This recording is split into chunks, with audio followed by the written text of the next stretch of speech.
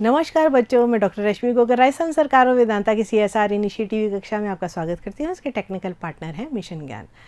बच्चों, हम मानव के उत्सर्जन तंत्र पाठ के अभ्यास प्रश्न कर रहे थे और आज हम करेंगे निबंधात्मक प्रश्न के बारे में बात। तो आइए, आप अपनी कॉपी और पेन ज़रूर साथ में रखिए, क्योंकि आपको पता चलना चाहिए कि किस तरह से हम आंसरिंग करेंगे तो हमें अच्छे मार्क्स मिलेंगे। तो चलिए मेरे साथ आप प्रश्न हल करते हैं। अपन प्रश्न है, मानव के उत्सर्जन तंत्र का सचित्र वर्णन कीजिए। तो आप यहाँ पे क्या देखते हैं? आप देख रहे हैं यहाँ पे मैंने एक चित्र बनाया हुआ है और यहाँ से हमने प्रश्न स्टार्ट किया हुआ है। तो आपको कैसा लगा? अच्छा लगा होगा जहाँ तक मुझे लग रहा है। कभी भी आपको पता है, हम जीव विज्ञान में कभी भी किसी भी प्रश्न का अगर उत्तर शुरू करें और अच्छा सा एक चित्र नामांकित बनाएं तो प्रभाव अच्छा पड़ता है ना। तो जब हम निबंधात्मक प्रश्नों की बात करते हैं तो वहाँ पे चित्र भी बहुत ज़रूरी है, और जो हम लिख रहे हैं वो भी अगर हम पॉइंट्स में लिखेंगे तो हमारे प्रश्न जो है उसमें हमको जो अंक हैं वो बहुत अच्छे प्राप्त हो सकते हैं। तो आप भी इस तरह से प्रयास कीजिए। तो यहाँ पर जो प्रश्न पूछा गया है वो पूछा गया है कि मानव के उत्सर्जन तंत्र का सचित्र वर्णन कीजिए। ठीक है, उत्सर्जन तंत्र की जब हम बात करते हैं तो इस तरह से ये किडनी है ना, आपको पता है। तो आप यहाँ लिखेंगे बाकायदा, है ना, दायां वृक्क बायां वृक्क। ठीक है, ये हो गई आपकी मूत्र नलिका। फिर मेन जो पार्ट्स हैं वही हमको डिनोट करने हैं। फिर ये हो गया आपका मूत्राशय और ये हो गया आपका मूत्र मार्ग। ये है मेन।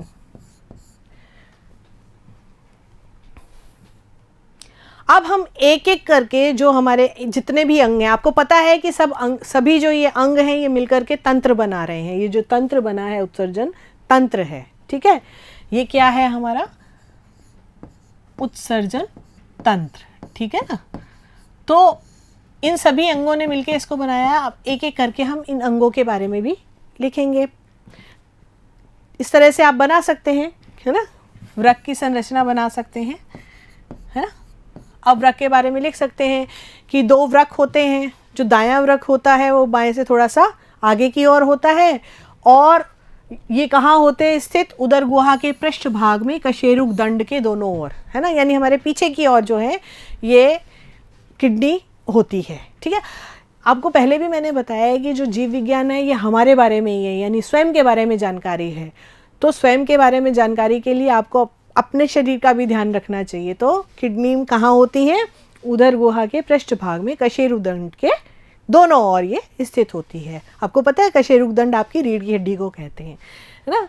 अब दाहिना वृक्क जो है वो बाएं वृक्क से थोड़ा सा आगे, यहाँ आप देख रहे होंगे थोड़ा सा आगे की ओर स्थित होता है। ठीक है, और ये दोनों वृक्क कैसे? एक महीन पेरिटोनियम झिल्ली नुमा वलन के माध्यम से कहाँ जुड़े रहते हैं? उदर गुहा की पृष्ठ भित्ति से, पीछे की भित्ति से जुड़े रहते हैं। ठीक है, अब वृक्क का निर्माण जो होता है वो कैसे होता है? भ्रूणीय मेसोडर्म से। और ये किस टाइप का है? ये मेटानेफ्रिक टाइप का होता है। ठीक है, ये बात आपको ध्यान रखनी है। फिर कैसे होते हैं? इनका रंग कैसा दिख रहा है आपको? गहरे रेड कलर के, है ना, गहरे लाल रंग के होते हैं। आकार कैसा दिख रहा है आपको? सेम के बीच का आकार, है ना। कैसा दिख रहा है? सेम के बीच का जैसे आकार होता है वैसे होते हैं। फिर इनके 10 से 11 सेंटीमीटर ये लंबा है, लगभग 10 से। जो मनुष्य की किडनी या मनुष्य का वृक्क होता है वो कितना 10 to 11 जो है सेंटीमीटर लंबा होता है। 5 से 6 सेंटीमीटर चौड़ा होता है। ठीक है, ये इसकी चौड़ाई हो गई 5 to 6 सेंटीमीटर, है ना। और ये जो है इसकी लंबाई कितनी हो गई? 10 to 11 सेंटीमीटर। और इसका जो मोटाई है ना, इसका ये जो मोटापन है ये कितना होता है? 2.5 to 3, है ना, सेंटीमीटर। और फिर इसका जो भार होता है वो कितना होता है? वो लगभग 120 से 170 ग्राम तक का होता है। वृक्क का जो बाहरी तल है वो उत्तल होता है। ये देखिए आप, है ना, आपने पढ़ा होगा, उत्तल लेंस पढ़ा है ना, ऐसे बाहर की तरह उभरा हुआ होता है ना, तो उस टाइप का होता है, ये उभरा हुआ होता है। और ये वाली सतह कैसी होती है? ये अवतल सतह कहलाती है। ठीक है। और ये पार्ट क्या कहलाता है, हाइलम कहलाता है ना, जिसको वृक्क नाभि या हाइलम बोलते हैं। और हाइलम वाले हिस्से से क्या निकलती है, वृक्क धमनी और जो है आर्टरी निकलती है, रीनल आर्टरी निकलती है। ठीक है, ये देखिए आपको ये जो रेड कलर की है ये क्या है, रीनल आर्टरी है ना, और रीनल वेन है ना, ये निकलती हैं इसमें से। वृक्क शिरा और साथ में मूत्रवाहिनी, ये देखिए ये मूत्रवाहिनी है आपकी, है ना, ये क्या हो गई आपकी, ये हो गई आपकी मूत्रवाहिनी। फिर ये हो गया आपका, ये आपका हो गया मूत्राशय, और ये जो है आपका नीचे का पार्ट ये हो गया आपका मूत्र मार्ग। तो इस तरह से ये आपका पूरा का पूरा वृक्क की संरचना आपको लिखनी पड़ेगी और साथ में डायग्राम भी आपको बनाने पड़ेंगे। फिर उसके बाद एक चीज़ और होती है, ये आपको टोपी नुमा संरचना दिख रही है, ये टोपी जैसी जगह है ना दिख रही है, ये क्या है, ये है आपकी एड्रिनल ग्लैंड। जब अंतःस्रावी ग्रंथियाँ आपने छोटी क्लासेस में पढ़ी थी तब आपने नाम सुना होगा इसका, अधिवृक्क ग्रंथि है ना।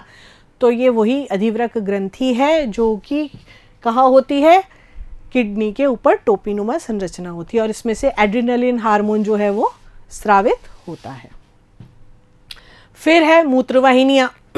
अब आप देखिए मूत्रवाहिनियाँ हैं फिर, ठीक है। अब मूत्रवाहिनियाँ क्या करेंगी, मूत्रवाहिनियाँ जो है वो कहाँ से निकल रही है, हाइलम से निकल रही है, ये देखिए। और मूत्रवाहिनी का जो आगे का पार्ट होता है वो कीप नुमा होता है, ठीक है। ये देखिए ये कीप जैसा दिख रहा है आपको, ये इस टाइप से, यहाँ पे ये देखिए ये कीप जैसा है, ये मूत्रवाहिनी का अग्र का भाग है ना, चौड़ा और कीप नुमा होता है। इसको क्या बोलते हैं, वृक्क श्रोणी या पेल्विस, वृक्क श्रोणी या पेल्विस कहते हैं, ठीक है। और यहाँ से ये फिर पतली होती जाती है और कहाँ जाके मिलती है, ये मूत्राशय के अंदर मिल जाती है। दोनों साइड की जो मूत्रवाहिनियाँ हैं कहाँ आ रही हैं, यूरिनरी ब्लैडर में, यानी आपके मूत्राशय के अंदर आ रही। मूत्रवाहिनियों की भित्ति मोटी और पेशीय होती है, और पेशियाँ क्या करती हैं, मूत्र को आगे खिसकाने का कार्य करती हैं। फिर बात आती है मूत्राशय की। मूत्राशय जो होता है वो, उसमें 3 स्तर पाए जाते हैं। ये देखिए थोड़ा सा इस तरह का शंकु आकार का होता है ये, है ना। और इसमें कैसे 3 स्तर होते हैं, बाह्य स्तर, मध्य स्तर और आंतरिक स्तर। तो बाह्य स्तर जो है ये पेरिटोनियम सिरोसा का होता है, ये पेरिटोनियम का बना हुआ होता है, ये बाह्य स्तर है ये जो है इसका, है ना। फिर उसके बाद जो है मध्य स्तर अरेखित पेशियों का बना हुआ होता है, ये अरेखित पेशियां हैं, ठीक है। फिर आंतरिक स्तर जो है वो कैसा होता है, श्लेष्मिक जो है उसके अंदर क्या होती है, श्लेष्मा की जो है ज़्यादा मात्रा में होती है, और मूत्राशय का आकार शंकुरूपी होता है। और निचला भाग जो है वो कैसा है, सकरा होता है। सकरा भाग जो है एक छिद्र के माध्यम से बाहर निकलता है, तो जिसे हम मूत्र मार्ग कहते हैं। और ये जो है ये क्या कहलाता है, ये अवरोधिनी कहलाती है, ठीक है। इसको क्या बोलते हैं, अवरोधिनी। ये अरेखित पेशी से निर्मित अवरोधिनी जो है वो उपस्थित होती है इस मूत्र मार्ग के अंदर। नर में जो है मूत्र मार्ग जो है वो थोड़ा सा लंबा होता है, और जो मादा है उसमें छोटा होता है ना। और नर में जो मूत्राशय है वो मूलाशय से आगे होता है, और मादा में योनि के ऊपर होता है। मूत्राशय में लगभग 700 से 800 मिलीलीटर मूत्र जो है वो संग्रहित रहता है। अब बात करते हैं मूत्र मार्ग की। तो मूत्राशय की ग्रीवा से निकलने वाली पतली नलिका को मूत्र मार्ग कहते हैं, और मूत्र मार्ग द्वारा ही क्या होता है, मूत्र का शरीर से बाहर निकलना होता है, त्याग करना होता है। मूत्र मार्ग पर क्या होती है, अवरोधनी पेशी है ना, वो शिथिल हो जाती है। इसके कारण क्या होता है, मूत्र आसानी से बाहर निकल जाता है। पुरुषों में मूत्र मार्ग लगभग 15 सेंटीमीटर लंबा होता है, और ये शिशन से होकर गुजरता है। स्त्रियों में मूत्र मार्ग लगभग 4 सेंटीमीटर लंबा होता है। नर में मूत्र मार्ग 3 भागों से निर्मित होता है। ये देखिए नर का मूत्र मार्ग है, ठीक है। एक पहला है प्रोस्टेट, इसकी लंबाई 2.5 सेंटीमीटर होती है। ये प्रोस्टेट ग्रंथि के बीच से गुजरता है, ये देखिए ये गुजर रहा है, ये रहा है ना, ये प्रोस्टेट ग्रंथि है ये वाली, और इसके बीच में से ये गुजर रहा है, ठीक है। दोनों शुक्रवाहिनियाँ जो है वो इसी भाग में खुलती हैं। फिर दूसरा है झिल्ली नुमा पार्ट, ये हो गया आपका झिल्ली नुमा पार्ट। ये पार्ट क्या है, ये झिल्ली नुमा पार्ट है ना। ये प्रोस्टेट ग्रंथि और शीशन के बीच का पार्ट है, यहाँ से शीशन स्टार्ट हो रहा है और यहाँ प्रोस्टेट ग्रंथि है, तो इसके बीच का ये जो पार्ट है ये क्या है आपका, ये झिल्लीनुमा पार्ट है, ठीक है। और ये इसके बाद ये वाला जो पार्ट है ये आपका है पूरा शिशन पार्ट, है ना। ये लगभग 15 सेंटीमीटर लंबा होता है और ये जो पेनिस है इसके कार्पस स्पॉन्जियम से निकलकर शिशिन मंड के ऊपर की छोर पर बाह्य मूत्र छिद्र के रूप में ये बाहर खुलता है, ठीक है। ये इस तरह से बाहर खुलता है। तो इस तरह से आपने देखा, इसका आंसरिंग करने में आपने देखा मैंने साथ में क्या लगाए हैं, चित्र लगाए हैं, उससे आपको समझने में कितनी आसानी हुई होगी, है ना। चित्र देख करके हम अच्छी से समझ सकते हैं। तो इस तरह से आप भी साथ में अपने प्रश्न में चित्र जो है उनका उपयोग ज़रूर कीजिए, चित्र बनाने की प्रैक्टिस कीजिए, उससे आपके जो नंबर हैं वो अच्छे आएंगे, ना। मिलते हैं अगले वीडियो में, तब तक के लिए नमस्कार, थैंक यू।